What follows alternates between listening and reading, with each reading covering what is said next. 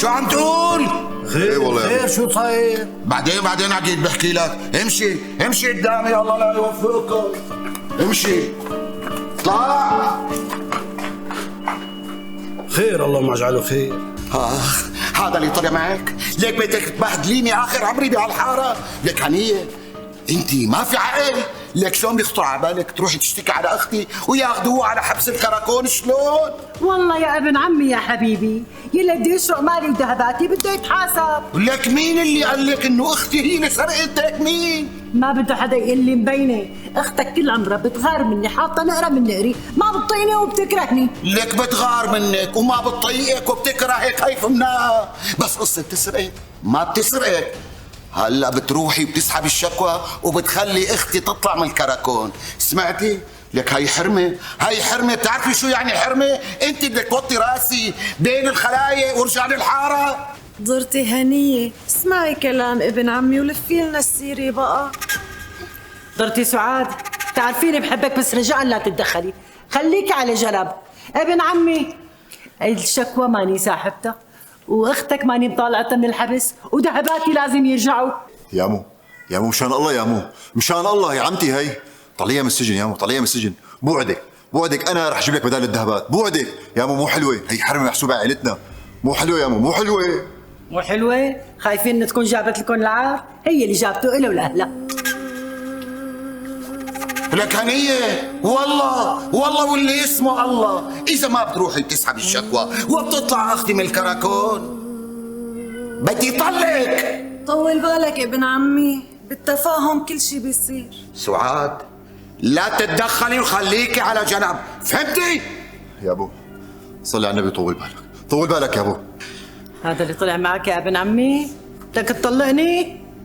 لك يا بنت الحلال، هي اللي بالسجن اختي. انت عارفي شو يعني اختي؟ يعني هي اختي وشرفي وعرضي وكرامتي. لك هذا الخبر اذا انطرش بالحاره، شلون بدك يعني امشي بين رجال الحاره؟ شلون؟ ايه يا ابو، ايه مشان الله يسريها يا مو، مشان الله يسريها يا مو بقى. لو 60 نبي ما بحلها ولا بتطلع من الكراكون غير ليرجعوا ذهباتي، لو بده يكون طلاقي من وراها. لك هنية انت مجنونة جدبة، انت عم بتحطي راسك براسي، عم تتحديني الي. بدي ذهباتي من اختك ربحية، بدي ذهباتي. لك اختي ما بتسرق. ما بعرف. هنية روحي انت. يا عمي لا تقولها. سعاد قلت لك لا تدخلي ولا تحامي عن ضرتك. ابن عمي انا يلي سرقت الذهبات، اختك ما دخلها.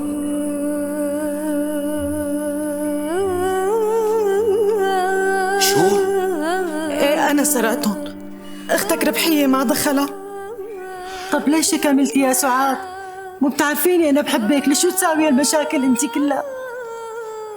لانه بغار منك كتير. بتغاري مني؟ ايه. طب ليش؟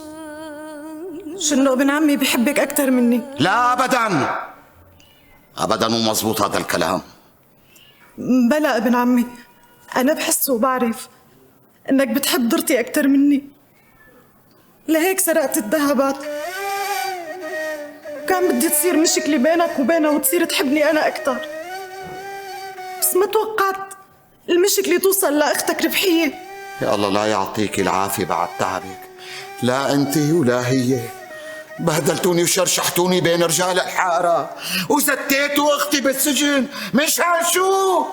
مشان هلاك النسوان والغيرة تبعكم. حبيبي ان شاء الله تهدى، ان شاء الله يا بي. سعاد هنية انتوا اثنيناتكم. لا اخي لك يا ابن عمي، الله يوفقك، الله يخليك. انا خلص عرفت غلطي، انا راح اطلع اختك هلا من الكراكون. وهلا ايه يا بي، ايه خلينا بعمتي هلا.